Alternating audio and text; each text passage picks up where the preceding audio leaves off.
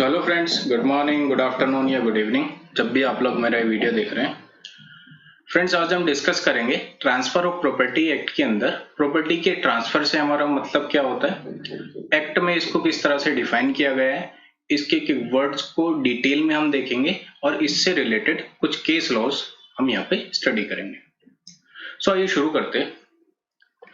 So friends, जब हम इसकी डेफिनेशन की बात करते हैं तो एक्ट का जो हमारा सेक्शन नंबर 5 है वो डिफाइन करता है कि प्रॉपर्टी एक्ट के अंदर ट्रांसफर ऑफ प्रॉपर्टी से हमारा जो मतलब है वो है एन एक्ट, यानी कि एक ऐसा एक्ट बाय विच, जिसके द्वारा अ लिविंग पर्सन, एक जीवित व्यक्ति कन्वे कर सकता है, यानी कि ट्रांसफर कर सकता है किसको, प्रॉपर्टी को, इन प्रेजेंट और इन फ्यूचर, या तो प्रेजेंट में या फिर किसी फ्यूचर की डेट में, और किसको ट्रांसफर कर सकता है, टू वन और मोर अदर लिविंग पर्सन, या तो कोई एक या फिर एक से ज्यादा जीवित व्यक्तियों को, और टू हिमसेल्फ, या फिर खुद को।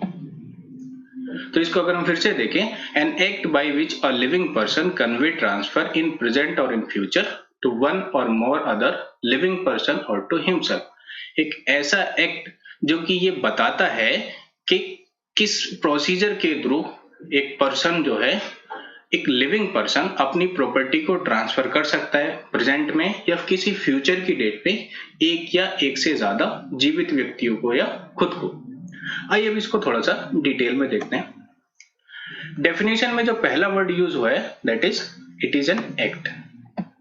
एक्ट से हमारा मतलब यहाँ पे ये होगा कि अगर प्रॉपर्टी का ट्रांसफर करना है तो प्रॉपर्टी के ट्रांसफर के लिए जो पार्टीज हैं उनको कुछ ना कुछ एक्शन परफॉर्म करना होगा।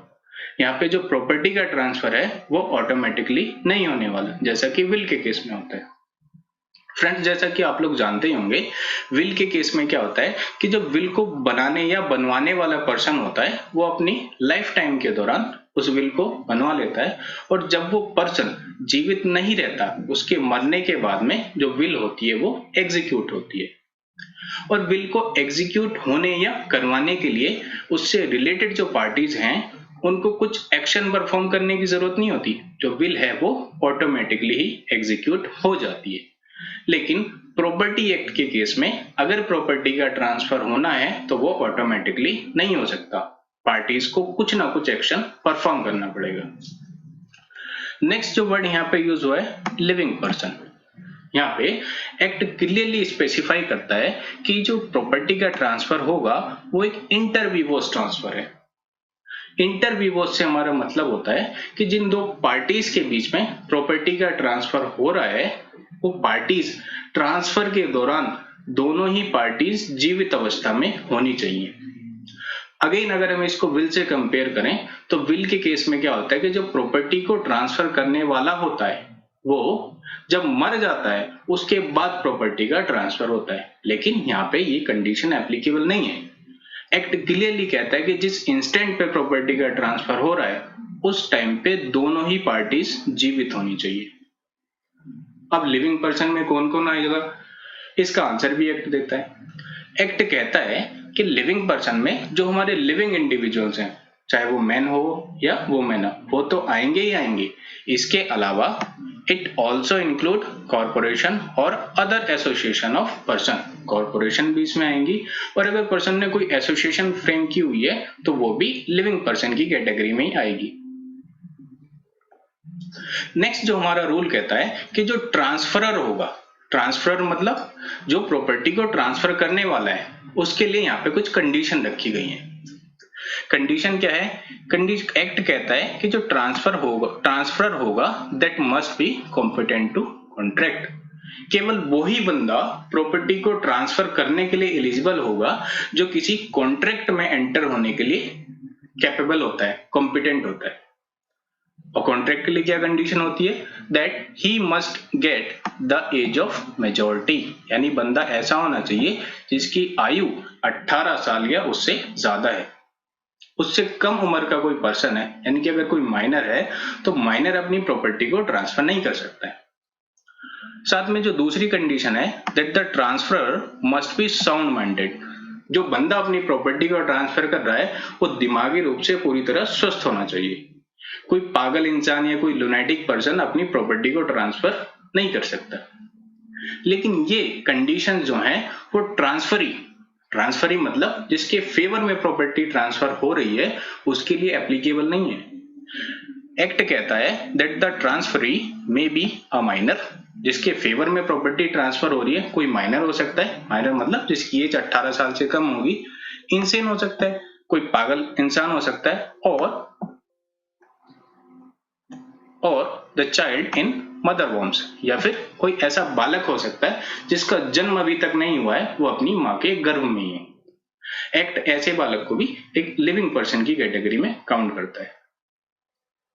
इससे रिलेटेड एक केस हमारे पास में है, प्रमथानाथ वर्सेस प्रद्युम्न का। इसमें कोर्ट ने कहा कि जो आइडियल होता है, आइडियल से हमारा मतलब जो ईश्वर है जिनकी हम पूजा करते हैं, और उसको किसी फॉर्म में हम पूछ सकते हैं, भगवान कहें, अल्लाह कहें या गॉड, किसी भी फॉर्म में अगर हम उसको पूजा कर रहे हैं उसकी, तो जो ईश्वर है, जो आइडियल है, वो एक ज्यूरिस्टिक पर्सन तो है, और बीइंग ए ज्यूरिस्टिक पर्सन वो किसी प्रॉपर्टी को होल्ड तो कर सकता है लेकिन उसके फेवर में प्रॉपर्टी को ट्रांसफर नहीं किया जा सकता।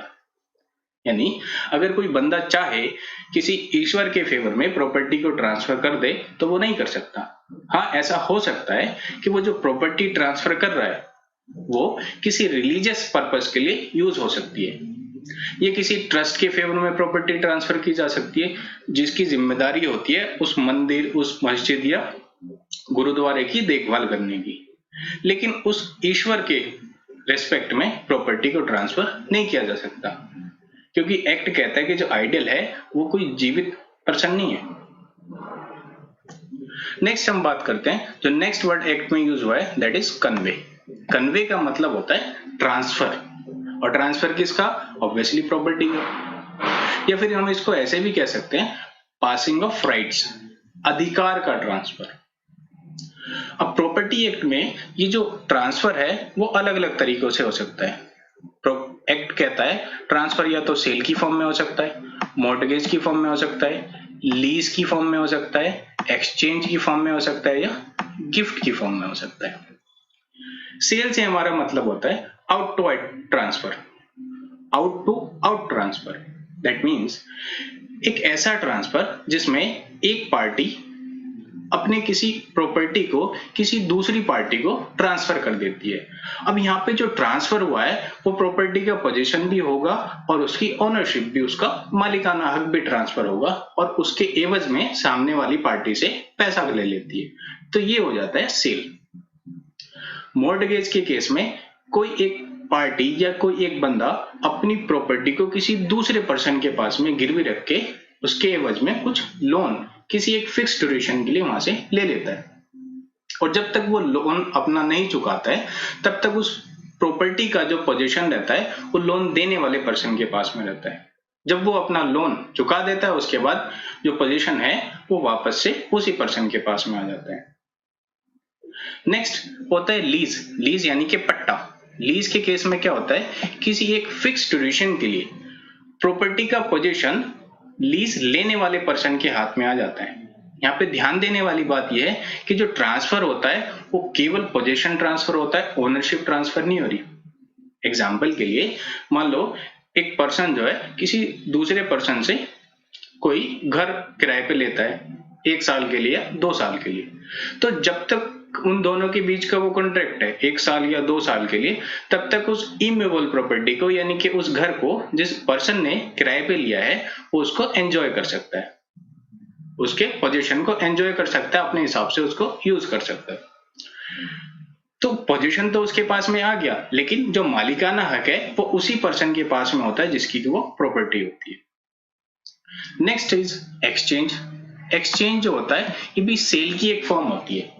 अंतर क्या होता है कि सेल के केस में जो पर्सन है वो अपनी प्रॉपर्टी को ट्रांसफर कर रहा है, उसकी ओनरशिप भी और उसका पोजीशन भी, और उसके बदले कुछ पैसा ले लेता है। लेकिन एक्सचेंज के केस में क्या होता है कि जो पर्सन है वो पैसा ना लेके कोई दूसरी वस्तु वहां से ले लेता है।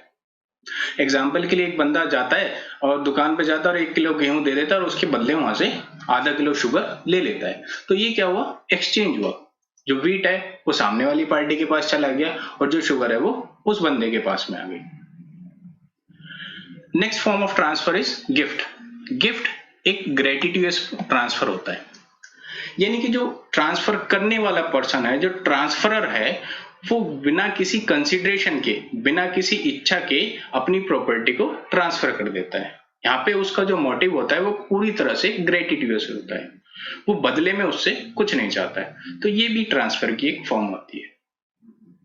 यहीं पे एक केस लॉ है सुनील सिद्धार्थ भाई versus commissioner of income tax का। इसमें सुप्रीम कोर्ट ने कहा that the transfer of property means passing of a right in the property. Supreme court कहता है कि प्रॉपर्टी के ट्रांसफर से हमारा मतलब जो होता है वो केवल और केवल राइट के ट्रांसफर से है। इसका मतलब ये नहीं है कि प्रॉपर्टी एग्जैक्टली एक जगह से दूसरी जगह चली जाएगी। अब एग्जांपल के लिए समझते हैं, मान लो एक पर्सन है ए, वो अपना घर बेच देता है बी को। अब जब वो अपने घर उसको बेच दिया उसने, तो उस घर से रिलेटेड जो पोजीशन है और जो ओनरशिप है वो पहुंच गई बी के पास में। तो यहाँ पे जो ट्रांसफर हुआ वो केवल राइट का हुआ, पोजीशन ऑफ ओनरशिप का। अब ऐसा नहीं है कि बी जो है वो अपना घर वहां से उठा के कहीं और ले जाएगा, तो ऐसा नहीं होने वाला है। सो सुप्रीम कोर्ट ने इसी चीज को क्लियरली इंडिकेट किया है कि प्रॉपर्टी एक्ट में प्रॉपर्टी के ट्रांसफर से हमारा मतलब केवल और केवल राइट्स के ट्रांसफर से है। नेक्स्ट वर्ड जो एक्ट में यूज होता है दैट इज प्रॉपर्टी। हालांकि ये जो वर्ड है प्रॉपर्टी, इसको पूरे एक्ट में कहीं भी इसकी कोई ऑफिशियल डेफिनेशन नहीं दी गई है, लेकिन इसका जो मीनिंग है उसको काफी ब्रॉड सेंस में यूज किया गया। एक्ट कहता है कि प्रॉपर्टी से हमारा मतलब होता है कोई मूवेबल प्रॉपर्टी। मूवेबल प्रॉपर्टी मतलब कोई कार, बाइक, कोई बुक या कोई भी ऐसी चीज जिसको इजीली एक प्लेस से दूसरे प्लेस पे शिफ्ट किया जा सकता है without changing its shape, size और इट्स कैपेसिटी। या फिर कोई इमूवेबल प्रॉपर्टी हो सकती है, जैसे कोई घर, मकान, दुकान, या कोई इंटेंजिबल प्रॉपर्टी हो सकती है। इंटेंजिबल प्रॉपर्टी से हमारा मतलब होता है एक ऐसी प्रॉपर्टी जिसको हम फिजिकली टच नहीं कर सकते, बस उसका बेनिफिट को एंजॉय कर सकते हैं। मान लो कोई सॉफ्टवेयर है, तो सॉफ्टवेयर को कोई पर्सन चाहे तो उसको फिजिकली टच तो नहीं कर सकता है, लेकिन उसको यूज कर सकता है। या कोई टेक्नोलॉजी है, तो टेक्नोलॉजी को ऑब्वियसली कोई पर्सन जाके टच नहीं कर सकता है, लेकिन उस टेक्नोलॉजी को यूज कर सकता है।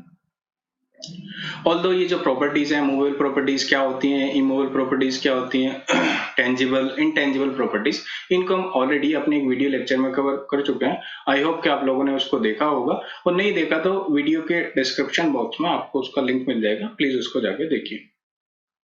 इससे रिलेटेड भी एक केस लो हमारे पास में है, प्रीति सिंह वर्सेस गणेश का।